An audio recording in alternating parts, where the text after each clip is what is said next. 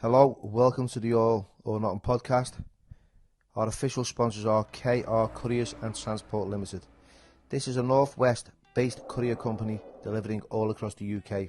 They can assist in home moves and removals to large, heavy and bulky items, collections and drop-offs. Fast, safe and reliable deliveries. Please get in touch for a free quote. You'll find all the information within the description. Thank you.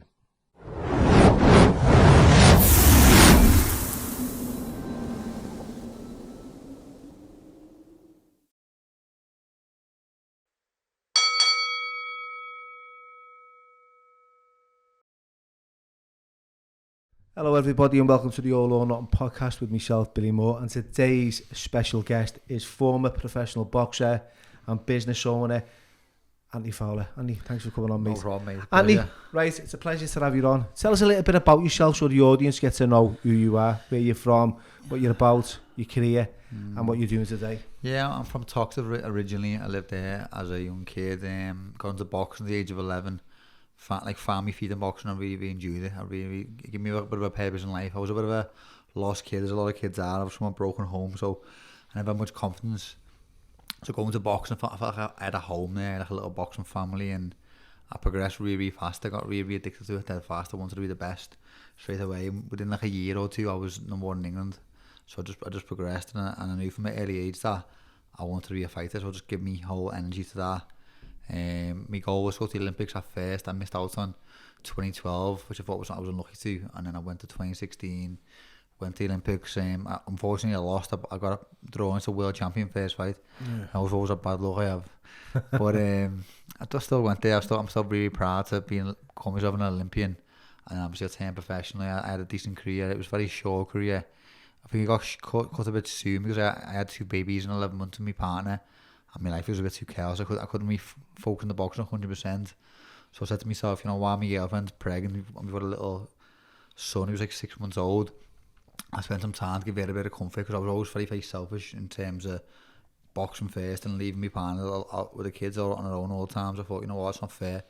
I got asked to fight in July against Felix Cash, which would have been a massive fight for me.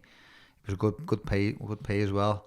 But it was the same due date as my baby was due. So I thought, I want to be a good father this time. I never missed my first son's birth. So I thought I can't do it twice. So I said, I'm going to have a few months off to Shane.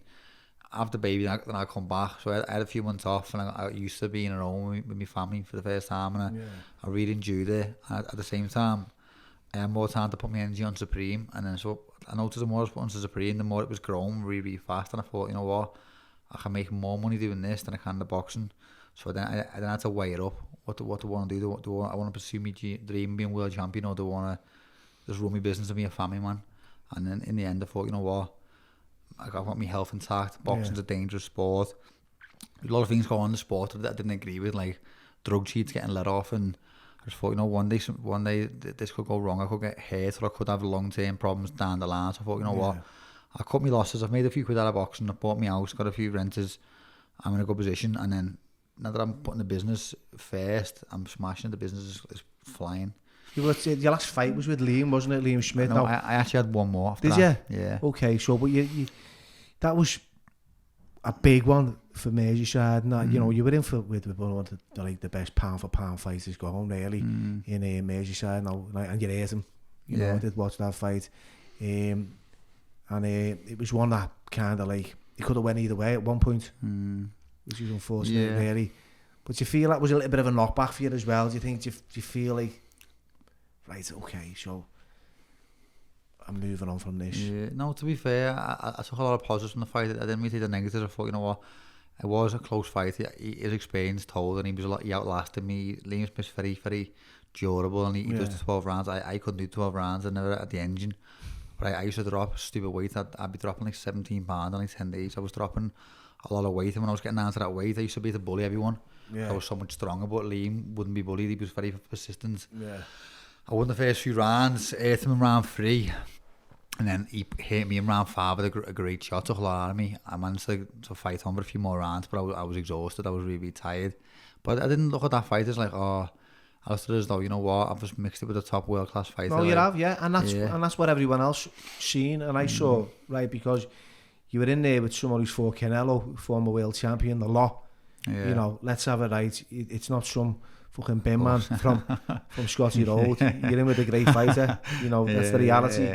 And he's durable, like you said. Yeah. And that's off to you. Yeah, you know, you lost it with, you know, with dignity. Yeah, of course. You know, and that's enough. I didn't know that you had another fight after that. Yeah, I actually had a contract to fight for the European title after that, but the fight was at 154, and I said to the Shane, I said, look, mate, I'm not making that again. I lost like on the Friday morning, no, Thursday night, I was £10 over the weight, so I had to lose £7 the night before. Wake up on the Friday morning, I was literally starving and for a full day, dry, and I had to go and sit in the sun for an hour in a sweatsuit, and when I weighed in, I felt like I never fell over and collapsed. But lucky enough, I managed to weigh in safely. Oh, well, I think it was safe. But after that, I thought, no, I'm not going to make this weight again. And I looked really, really skinny on the scales. Looked really, really bad. So I knew I'd never box that weight again. I thought I'm going to move up. I was going to move up at the start of the year, but we got offered these big fights with big money, and obviously we all need to earn money. So I thought I'll just drag it on for one more year for this fight. But after that, mate, I just thought them days will be behind me. Yeah, you got to make a decision. And like you said, you know, I've got a couple of young children now. One's 6 months old and one's 3. You know, and that's what I'm saying. It's like mentally draining at the best of times. It's great being a dad. You know, I love the fact. You know, but you know, I'm up last night and me little boys was like projectile vomiting and they're getting bugs left, right, and centre. They don't listen to a word you say. You know, but it is, and this is what I signed up for. Yeah, you know it is. I can't say I've had enough, and that's what I signed up for, and I wouldn't want it any other way. But I know how you feel. I can identify with that, and I relate. So who did you box for as an amateur? What clubs? You know what? I was with my whole career with the Golden Gloves. Really? Down the South End? Yeah, I started there. I had a great coach in Kevin Smith. He was a really good coach, good fella. I then took over Georgie Treble. He was a really good coach. I had a really good amateur career. I won 6 ABA titles. I won a Commonwealth gold medal. Went to the Olympics. Won a World Championship bronze. I had a really decorated career. Probably stayed there a bit too long. I've done 14 years. As an amateur? 14 or 15 years as an amateur, which is probably long. I'd say do 10 years tops. Yeah. But it did give me a profile and a platform. So when I went pro, I was getting paid really good money straight away, and I had a good platform to obviously do other things, get sponsorships, stuff like that. So it's got its pros and its cons going pro early. Well, obviously you're a lot younger than myself, and I trained in speak and boxed. It was the St Ambrose ABC, and then it was sponsored by Gemini, and it stayed Gemini ever since. But then I went to Golden Gloves at the very end of my amateur career, and Georgie Schofield was there. Yeah. You know, and it was down by Park Road. It was it's still there. I think. Yeah, that's what I went. But I think it was in like a little Royal Legion club at the time. I think that's been knocked down. So and I kind of going from one club to another after spending years there. I think it was there Sugar Jibberoo and Charlie Payne and all them. Yeah. So it was a few years back now. So yeah, you're right. 15 years as an amateur, you've been decorated. You've won a lot. ABAs. Yeah, it's hard to win, mate. It's really hard to win. Yeah, so that's an incredible achievement. And your pro career, how many fights did you have in your pro career? Yeah, I think I was pro 4 years and 9 months, so it was a short career. I had 18 fights and I lost to Scott Fitzgerald, who was British champion, unbeaten, and obviously Liam Smith, who's world class, and a former world champion. So I lost to the top kids in the division. Yeah, so 2 out of 18, like that's you know that's it's commendable to say the least. You know what I mean? You know, you could have went further, I believe. You know, we all need a loss to win more. Yeah. And you think that's it now? How old are you? 30s? 32. I retired at 30 basically. I retired at 30. I needed a break from it. Yeah. So I was really young, but I had a long, hard career. Like as an amateur, we used to fight 4 times in a week. It was really, really hard looking back, and we weren't getting paid. You know what I mean? We were getting paid like a monthly retainer. Having 4 fights in 4 days against killers. It was very underpaid looking back. But I can't probably left a lot of my best years in the amateurs thinking about it, but. It all worked out for me. Where I am now, I'm happy in my life. I'm content. I've got a family, so I never look at nothing with regrets. Yeah, but it's also your platform, and I've noticed it's quite positive on all platforms like Twitter, which is now fucking X. I can't get my head around that, to be honest. You know what I mean? I can't say to anyone, just you're on X. It doesn't make Yeah, no, it's still Twitter, isn't it? Still Twitter. It'll always be Twitter. And the likes of Instagram. So you kind of like, you know, you're engaging with your audience, and you always see that you're actively, you know, commenting and communicating with them. So it's not as if you're leaving people, you know, without answers. After questions, and you know, when people say, look, this is work, you know, we'll share and thank you. So you take your time out, even though. Yeah, you know, my girlfriend causes mad at me because I sit there for like hours on my phone just messaging. She's like, people just come to one of the websites. I said, no, they need a bit of one-on-one care. People don't know what CBD is. They just think, oh, it's that cannabis, is this wrong? And I have to explain them all how it works, why it so works, and it takes a lot of time, but it's worth it because if you want to go to a shop and you know what you want, and with CBD you don't. You could go in, buy the lowest and then use it wrong and think, oh, that doesn't work, that, and don't buy it ever again. So I make sure everyone knows the correct dosage, what time to use it, when to take it. It takes a lot of time, but it has paid off for me, and the business has gone really, really busy. The first time I was introduced to CBD was in 2016, and I was diagnosed with cancer, and I was put on chemotherapy, you know, and someone said to me, get the CBD oil. Okay. Right, there's benefits in it. Yeah. And I was in recovery at the time, so I'd struggle with any kind of narcotics, especially with the THC involved as well, because there was THC with the CBD, and he said, look, take this with a little bit of coconut oil, you know.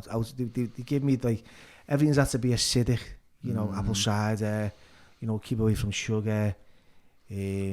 I was getting loads of information from everyone, and then the CBD was the oil, and you have a mill of that with this, and then you put it under your tongue, or you can put it in a suppository.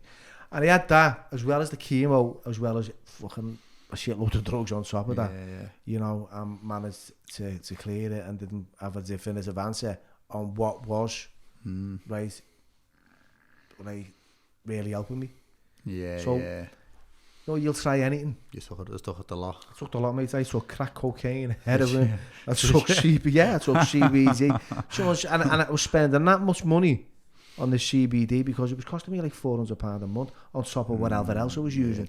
So I had like a few wages from this film that from the production team, and then they gave me money at the wrong time. It was bad, really.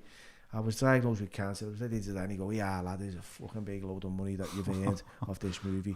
All the best. I didn't know that mean. Yeah, so I'm going to fucking die anyway, so I'm going to spend it. So I just went out and hit the road hard, and I thought, fuck it. Ended up using everything. Then someone said to me, look, you're running out of fucking dough here. You're going to have to fucking grow your own CBD. You know what I mean? So I did. I had all like tents. I made, I had all fucking tents around the house. Like, I don't know. I'm surprised I never got fucking nicked for it. But then I didn't know how to turn that into the oil. I knew it was the leaves and that, and some kind of liquid. And I can't be asked to smoke it. You know what I mean? I just went tits off for me, to be honest. But my cousin, right, Gary, he swears by it. Yeah. Right, he does. He swears by it, and the benefits, I believe, you know, even Chris, I've had Chris Kirkland's on it, and he gave a bottle for our Joe. You know, he said, sell you a little vial, get some to your Joe. You know, it'll help with his anxiety and his fear. Yeah, it does, you know. mate, it does. He's been great anyway with everything he does. But yeah, what are the benefits that you've heard from it? Because, mate, honestly, it's mental. Honestly, like the stuff like people tell me, like you're talking about cancer. People, I don't like talking about it because it's a bit of a sensitive subject. But people have messaged me saying, "Mate, me blood cancer just dropped in my blood." And I don't really understand these things. But they're saying I've done nothing different. I've just took your stuff. I'm under the impression that it's the THC that kills the cancer cells, like the THC oil, which is obviously illegal because they don't want to cure cancer. In my opinion, not being horrible. I believe every word you said on that one, mate. I think it's a money spinning business. It's a multi-million pound. You know, why would all these, like, you know, Mary Curry centres have money getting put into them? You know, all these big CEOs are getting paid wages, right? And I remember, like, when I was diagnosed and I got in touch with them, they didn't give me a fucking push off the side, right? I'm thinking, usually getting millions, right? Why haven't you found a cure? Okay, I cleared it, right? It was an aggressive form of cancer. It was non-Hodgkin's lymphoma, and it was in the blood. And it's when you see clear, you never clear it. It's fucking drawn up wherever it is. But yeah, I totally, and a part of me was thinking, right, it was my own paranoia, thinking, okay, so you've got to say that you're getting rid of something so everyone still throws something in the pot, because if everyone fucking died of it and there was no cure, then what's the point of fucking giving the money away? Well, from what I've heard, that chemo just kills all your good cells and your bad cells, and just fucking kills you. Like, basically, it kill like cancer, but it ruins you as well. Well, it did. It wiped me out. I swear, it wiped me memory out. Right, I've got that. And I had a guy on who sadly passed away. Rest in peace. Daniel Derbadner. And he had terminal cancer, and he sat across from me now where you are, and he was saying, he had chemo, brain fog, and he couldn't remember things, and there's a lot of fatigue because it wipes you out. Now I did, and I can't fucking remember. I'm looking at people who would know, think, what the fuck, what's his name now? What's his fucking name? And that's horrible. I've had an haircut before, and I'm thinking, Joe has cut me hair for years, cut me hair for years, and I'm like, oh, fucking what's his name now? And it just adds me off. And I didn't know that was anything to do with the chemo. Yeah. So it fucks it up, mate, don't it? But the fear was, right, Andy, right, now, I know you swear by this, right, and the people that your clients do. Now, for me, the fear was, whatever did opt out of this chemo at the time, I'll just go to this CBT and stick with that. It's scary, isn't it? Which is going to fucking work. But when you're in a life-threatening situation, you've got to make a decision that's going to, it's hard, isn't it? You don't know to trust, do you? Yeah, I can understand people who have anxiety and people who struggle with, sleeping and insomnia and stuff. What kind of clients that you have that? What's mostly? Our main audience, I'd say, is people with anxiety, people who worry a lot, and one of the reasons people worry is because they have like a bit of an imbalance in the hormones in the brain, and they're constantly anxious, worrying about stuff, and our stuff helps like mellow them out, and helps like regulate all your hormones in your brain, so you can function and focus a lot more. He said about brain fog, CBD helps like brain fog and helps you focus on certain stuff. But people with psoriasis as well, honestly God, with this cream, it's like medical stuff. You put it on your face and the psoriasis is gone in a few days. It's like really mad, because these have been struggling the whole lives getting buying creams. Obviously you're desperate, it's sort of scabs all over your face and stuff, you feel you're doing anything to get rid of them. Yeah. People are spending all the money, can't find it on, and we've got these little tub of them, 30 quid, and it's fixing the problems, and they can't believe it. But it's good for the likes of skin conditions, because people can see it visually, before and after. It's clearly worked. With the anxiety and stuff, it's all inside. People who take it know it works. A lot of people think it's a placebo effect. It's not. It basically works with your own body to fix yourself. It's like our bodies have got something with the endocannabinoid system. It's very scientific and very advanced. But this system is the biggest system in your whole entire body, and this system is just for CBD. Not just CBD. There's like CBG, CBN, THC. All the cannabinoids use this system, but obviously CBD and THC are famous. But when you take the oil, it goes to these receptors in your nerves and cells and reacts to them and helps fix yourself. So basically, your body can heal itself, but it needs to have the right stuff, the right nutrition, water, food, veg. But it also, CBD is also massively beneficial. So what's your end game with this? Where would you like to take it going forward in the future? You know what? Honestly, it's literally gone so big, so fast. I have literally accomplished my goal already within a year. After where I wanted to be at the end of my CBD business, I'm already there now. So I'm now trying to I want to do things for the community. I always wanted to build a gym where I was from. Where I was from, Park Road, there was a gym down the road that I went to. That gym's now gone. Yeah. I think the people who took over were quite greedy and were charging too much money. People couldn't afford to go, so the gym left. So I'd love to open my own little gym in the community so that help kids. Same as me, like when I was a young kid, I was lost, I had nowhere to turn. I was just used to go on the streets, mess around, play knock-a-door-dash, play little daft games and stuff. I had no direction in life where boxing gave me a purpose. But I'd love to have my own gym and do a lot for the community. People like broken families. I was raised by a single mother, 5 kids. It was really hard. We had rations. It was really hard. And no one helps you, like you said before. And no one gives a push to the side, do they? No. Just left on your own. I would generally like to help. I like to make my life like helping people. Do you know what I mean? It's a really rewarding thing. When I was fighting, I was obviously hating people. Then I was then healing people with the CBD. I was like, people, oh thanks, you've helped me. My mum's bad back or my mum's anxiety or whatever. Or it was a lovely feeling. And there's a feeling of hating someone I used to enjoy as well. So in the end, we ended up going for the good option of helping people rather than hating people. Yeah, well, I've been involved in workshops in the community with the likes of Billy Arden, you know Billy, don't you, from Most One? Yeah. So we do something like, you know, I deliver workshops with kids who are involved in like gang culture, knife crime, county lines, addiction, mental health, you know, people who are struggling on the cusp of crime. So we talk about crime consequences, you know, the pathways you can take. And I understand that I won't let my experience cloud my judgment when it comes to other people's, and I try and kind of like just share a little bit of where I went wrong.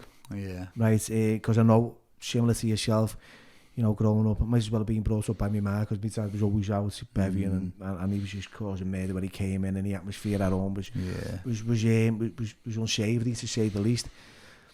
And trying to be the oldest out of, like, well, I'm the oldest out of 6 siblings. It was Yeah, it was very fucking difficult. So there was no wonder I ended up in and out of institutions for most of my life. You know, I missed out on my youth, and there's no one to blame. I'm not saying, oh, it's their fault and their fault.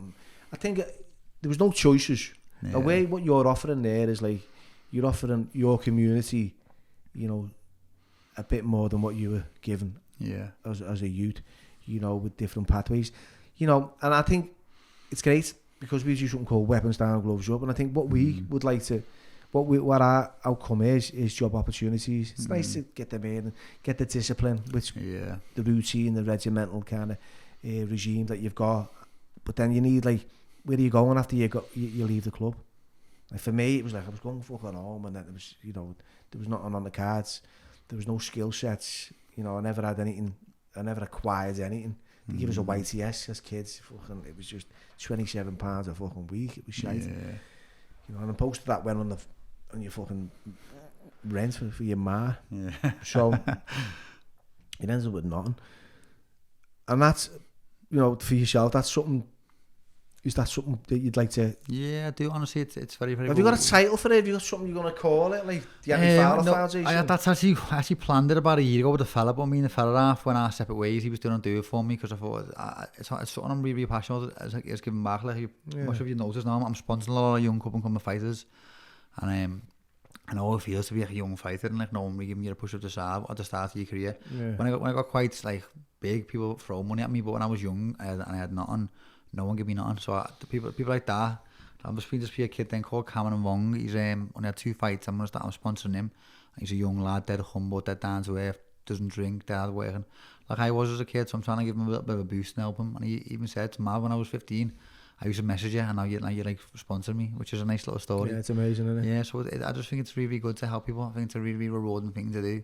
I've got everything I need. I've got my own, my dream house, dream car, my partner, my kids. I don't really need nothing else. As long as I've fed them happy. Well, I'm easy to starve myself. It's great to have all that external kind of like luxuries as well, because you know if you're gonna be miserable, fucking be miserable with a fucking in a nice car. You know what I mean? That's what my mate said. He said, you know what, Bill, earn what you can now, because you're gonna be fucking miserable one day. I mean, it'd be nice to sit on a fucking nice sofa in a nice house, fucking drive out and still be fucking, you know what I mean? You know, with a name like Fowler, are you related to the likes of Robbie? Yeah, you know what, he's my cousin. Is he? Yeah, when I was younger, I looked up to him a lot. Like, obviously he was the same as me. We were from Toxteth, we were really poor, and he managed to make millions and be really successful. And he did inspire me a lot, because he come from the same background as me. Obviously we're in a different sport, but he still had the work ethic and still worked his ass off. So he was a role model moving forward. Yeah. I know there's Scott's fucking sound. Met Scott a few times. Yeah. He's done a little bit of work with him. He does the LFC Academy, does the in Melwood. Yeah, he's doing well. You know, big shout out to Robbie. I spoke to Scott the other week and said, let's get him on. Oh yeah. He's quite busy. I think he was in Dubai with Franny Jeffers doing bits up there.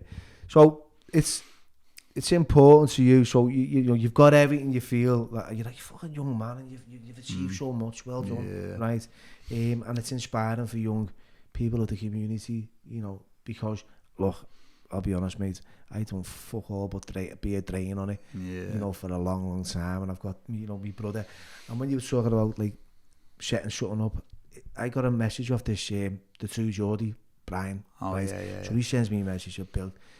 You know, you should do something with Jojo because I feel like you could be an ambassador for young kids who've got autism, especially because I never knew what autism was, right?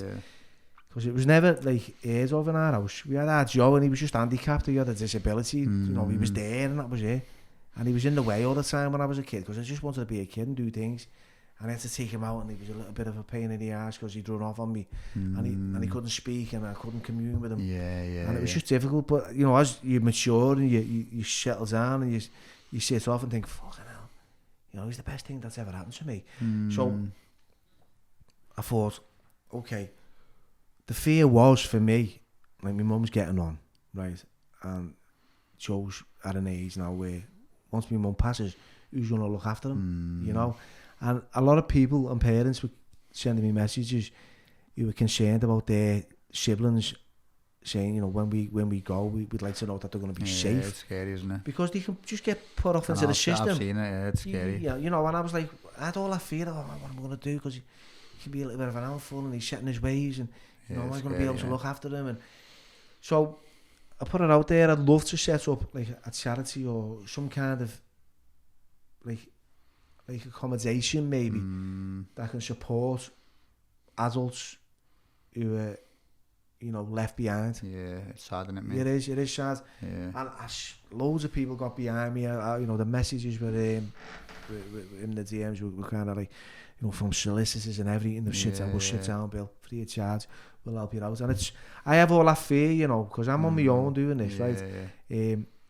I have all that fear of like taking that step because I think I've got a family as well. It's taking a lot of my time to do something, but there be an outcome at the end for these people, of course. You know? And that's kind of the fear I have, and I shouldn't let that stop me from, you know, achieving my goals as well, like yourself. Nice thing to leave behind when you're dead and buried, you need to leave something behind positive, wouldn't it, in this fucking horrible world. Yeah. Do you know what I mean? Well, look at yourself, which is massive. Within 12 months, you know, you know, your businesses grew arms and legs, and I've seen it, lads. You know, you went from that to this, and everything you've done is a 7-day-a-week job you've earned. It's gaff, mate. I work hard, mate. I work harder now probably than I did fighting. Yeah. What's the negatives, you know, from people? You know what? There's a lot of jealousy out there, isn't there? A lot of jealousy out there, and a lot of the companies are trying to like do little daft things here and there. But as a whole, mate, I've got that much positivity coming forward. People can't really bring me down these days. I'm too far. I'm too much doing what I want to do. I'm too happy to try. And anyone who gives anything negative to say, I just think, block. See you later. It's the higher you rise, the sharper the knives. That's what I say. You're friends with Edo's, aren't you? Yeah, he's a good lad, Edo. I've had to spar with Edo. Have you? We were in exercise. Lovely kid. How's he getting on in his boxing? He's actually, you know what, he's fighting for his first title. I'm not sure I'm away on Ollie, but I'm good because I wanted to watch that. I'll be buzzing if he wins because Edo's goal is to be area champion, which is like his world title, and he's got a chance. Yeah, because when I met him, he wasn't training to be a pro or anything, but then all of a sudden he's got his shit together and just got out there. You know what, he I'm saying it was me going into the boxing, but he's a good runner here, so on a Sunday, he come and race me on the track and he was so fit and determined, and I said, mate, you got something to buy it, go into a sport where you live in witness, go and see Terry Spencer, and he did, and honestly, God, was such a hard worker. To me, he like working, he won that fella, he's like that, and he's super strong and super fit. Him and Jazz are close friends, aren't they? Yeah. They're getting on. I'm not too sure what Jazz is doing now these days. I remember when we were kids, like we used to stick, me, Jazz and Edo were like best mates. We used to always stay in Edo's house at like 6 in the morning. Edo would drop me and Jazz off on the way home at the bus stop, and he goes to work. We were dead close for years. Yeah, so you're at that circle. So he was coming in your time, like from a youth. What boxers? What age? Younger or older? Similar age. Yeah, it was me and Jazz were always really close, and Callum Smith was around my age. He's done really well. Who else was he? He was actually succeeded. Sam Maxwell done alright. Because there was a lot of like potential champions, you know, about when you were coming up, weren't you? Yeah. Like Callum, he became a world champion. Yeah. You know, I think it was only me, Callum, Tom Stalker, Sam Maxwell, Blaine Allen on the team. I don't think there's anyone else. No.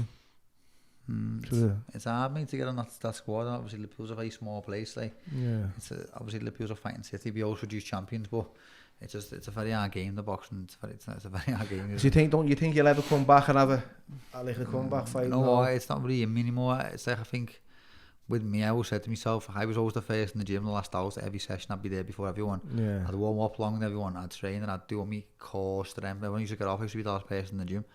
I always said to myself, when I lose that hunger, I'll just stop it, because it's too dangerous of a sport. I think I wasn't very natural talented. I was more like a hard grafter, and I'd work harder and I'd just overpower people. So if I didn't work the way I worked, I wouldn't have got to where I got to.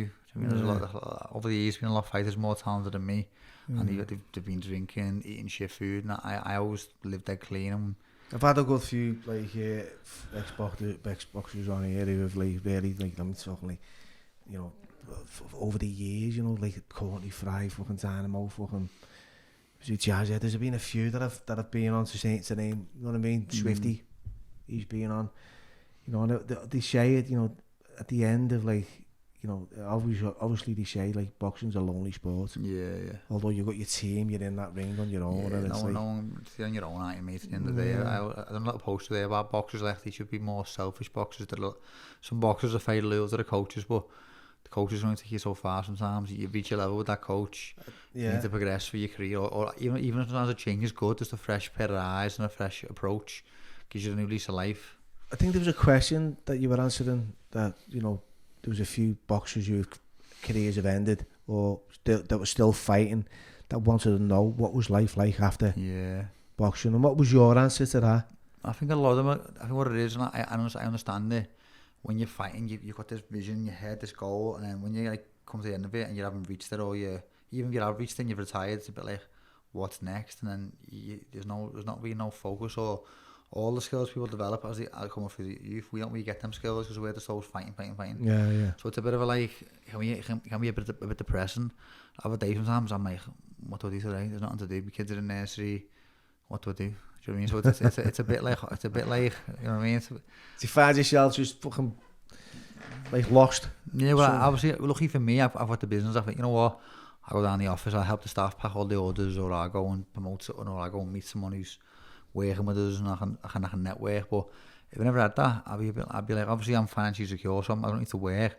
So I'll just be sitting around the house bored watching telly and planning holidays just to fucking do something. That's what I'm saying. But it wears thin. You get bored even if you're you always need to be doing something. That's it. I think someone famous, he said, what's your retirement plan? And they go, sipping pina coladas on the beach. You go, yeah, do it for a month and you'll be bored, then what?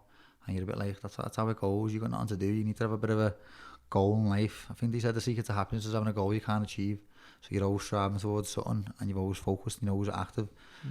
I think the worst thing you do is sit around the house and just think about stuff, because you can just drive yourself nuts. That's when your mental health starts having a little bit of an impact on you, because, you know, a mate of mine said this. He said, Billy, you either get busy living or you get busy dying. Right? Keep it simple, like. Because I was like, whoa, fucking this. You know, when you're like, everyone says, oh, boredom, it's a state of mind. Right? You can't be bored with kids.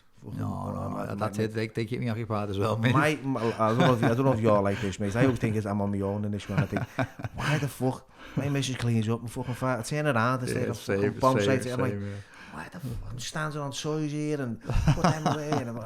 And then, like, it's like it comes so fucking late at night. Like, no, I'm still fighting for them to go to bed and thinking, I just want to watch a little bit of telly now. Fucking being at it all day. So I've been up since fucking 5 o'clock in the morning. And I get up at 5, I get to the gym for 5:30, and I'm home for the school run by 7:30, and then I think I can have a little break then and do a few things, run around, what have you. But yeah, I like the fact that you need to keep busy.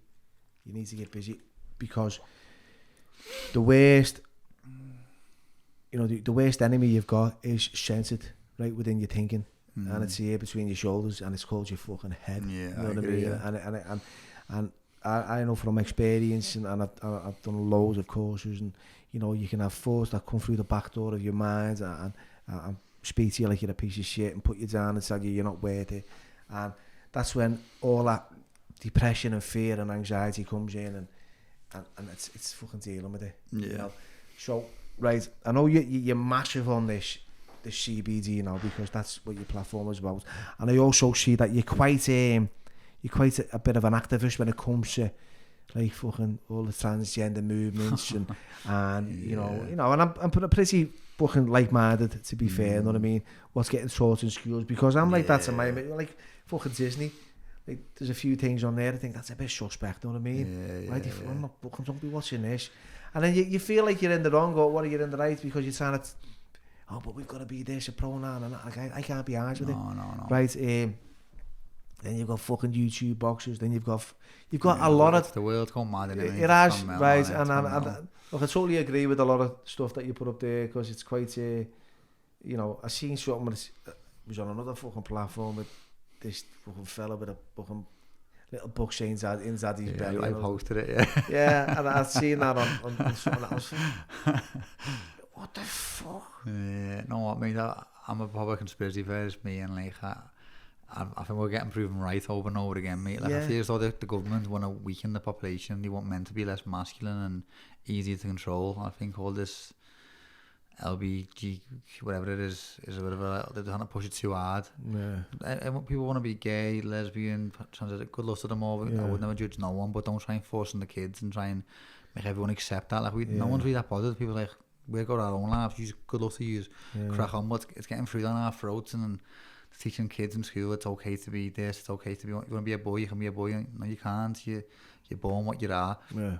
If you're an 18-year-old man, you say, you know what, I want to be a girl. Go on, fella. You're 18, mate. Do what you want. But when you're 13, say no. Try and tell them to not that you're born a male. Try and help them, encourage them to be comfortable in their own. Yeah, allow them to fucking form their own, of course, decision. You know, because what they're getting in school, right, by some teachers, you are passionate about their own sexuality or their own agenda, and they're trying to transfer it onto young kids. Look, trust me, lad, right, I've had someone close to me in our family, right, come home saying I'm a bisexual, and I was like, lads, you're fucking 10. Where did that come from? Seriously, where did it come from? It's not. And I was like, yeah, but you know, teacher was talking about it, and I think, and I was like, and I feel like going down and fucking same, I would, mate, ripping his fucking windpipe out and saying, what are you teaching? You know, we never had none of this growing up, and it's quite a bizarre fucking planet, and so there's a thin line between conspiracy theorists and reality, and yeah, there's you can't really say what's on your mind without people judging you. And I said something not so long ago, and I got attacked for it, and I thought, oh, fuck off. Yeah, I had it during that lockdown. I was saying, like, these vaccines are getting pushed on us too much. Like, I'm not getting it, and people turning against me, thinking, like, oh, do you think you're a doctor? I was like, no, I've just got common sense, mate. I'm 30 years of age, mate, in the prime of my life, that you're offering me an experimental drug for an illness with 99.8% survival rate. I'm better taking my chances, mate. I'm 30 years of age, and people give me a lot of shit for it, because they're all brainwashed by this propaganda, and you're being selfish to do for your nan, all this stuff and that. Well, if your nan wants to go with the vaccines, you can. I'm not getting one. Yeah. Do you know what I mean? That's the way it was. That's exactly how I feel. I haven't had one, mate. Right, and you know, there were sort of blackmailing family members who were going on holiday that they couldn't go away, that they'd pay for this holiday prior to this, cost them a fortune, and then they had to go and do it because you know, it was bullying, wasn't it? Yeah, so it was bullying. It was brutal, and and I've put a lot of things in my body willingly, but when it's like forced on me, I was getting a message saying you are a priority. Yeah, I got one. I thought, what? I'm a 30-year-old fella who's a boxer, prime of his life. I'm top. I was Irish. He said to me, "I'm Irish." I'm Irish as well. Now no one's even says nothing about it now. Exactly, mate. I walk to the restaurant and go, "Has COVID disappeared?" Because I never got no vaccine. It's all of a sudden disappeared. It's like, it was too obvious what they'd done. It was too much propaganda trying to bully us all together. Yeah, and it was one of divide and conquer. You know, it will separate the masses. You know, because there was a bit of, and I tell you, the BLM, the Black Lives Matter, that I think there was loads of agendas that were getting thrown into the mix. You know, you can't congregate, you can't go out, you can't do this, but all of a sudden there's this. So it was. In my mind, it was like a big mad government experiment. Yeah, it was, mate. To be fair, it worked, didn't it? Really, it did. You know, we're going to keep everyone indoors. We're going to create a lot of fucking mass hysteria. We're going to create a lot of depression, anxiety, fear. Because a lot of people have never been in that situation where they've had to isolate, separate themselves from the families. Now, I was fucking in prison all my life, so no. And they'll put me in a cell on my own for fucking years, and I'm alright. That was like being in a cat's when I was so it was alright. I was staying in the garden. But for other people, it was fucking mind-bending, you know. I feel as though it changed the world. I feel as though it hasn't been the same. My relationships with my friends and stuff have never been the same since. We've all half went into our own little cliques now. We're like our own little families. And we feel all my friends don't we go out as much as they would have used to. We used to always catch up and stuff, and now everyone's a bit more isolated. I feel so that COVID changed my life in a lot of ways, and a lot of other people's, because everyone used to be on their own for it.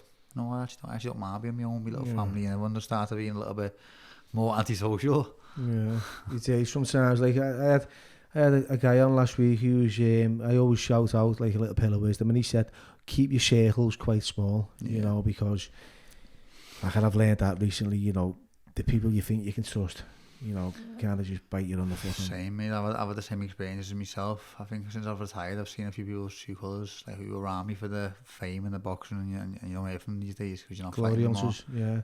It's horrible, lad. And there's a lot of people out there in the community, right? Especially like who feel that they can do something positive, right? So I'm a fucking stupid lad. Like they're in there. It's all for Instagram, fucking like photographs. You know, I'm standing there like with another celeb. Right, talking about something and not actually putting any action into it. Yeah, of course. You want to look at it doing good, but they're not. Going to throw a bouquet of flowers in. What a guy. Look at him, fucking hell. He's just talked about fucking knife crime and what he's going to do, and then actually does nothing. Exactly, right? Mate. Now for me, right, I'm out there with these young kids. I know what I do, mate. I'm out there and I'm engaging. You can look at my fucking channel, mate. I'm all over the UK. I'm talking to kids with ballies on, and I'm asking them questions. Why? What you feel? What's going on? And everyone, it all boils down to everyone being skint. Right? Skint without any skill sets. Yeah, of course. Right. Bad parenting. You know, the neighbourhood they've been brought up is contributed to the behaviour. They've got that gang culture mentality. Right. They don't know any better. You know, they've not got any interventions. So there's a lot of factors that are in place. You know, it's not like, oh, look at him, he's a rat, he's feral, he's a cunt. Yeah, he is on the surface, right? But what's going on behind? There's no any better. What's happening there for him to do that? And some people are just born horrible. Yeah, right? Of course, you can't fix them. You can't fix that, mate. And, you know, I've come across a few that have pulled blades out and I've been stabbed and I've been shot. And I know they're just horrible people that would just want to see you in the ground anyway. Cause they're just horrible, mate. Fucking they are. There is no fucking other word for it. Even they were just born like that. You know, I know I wasn't. So I've done a lot of fucking things that have been unsuggested and very fucking like unsavoury. But I've done that because I've been.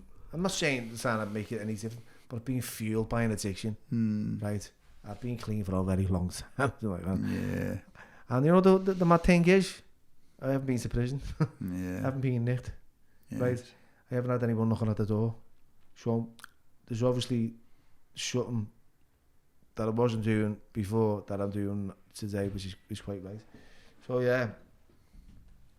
I don't know where I went on that one for fucking hell. Properly. But I am like, you will find out times I am passionate, similar to yourself, about like my community and the people in it and helping them. If there's no ifs or buts about it. So right, we've had a good little chat, right? This is good.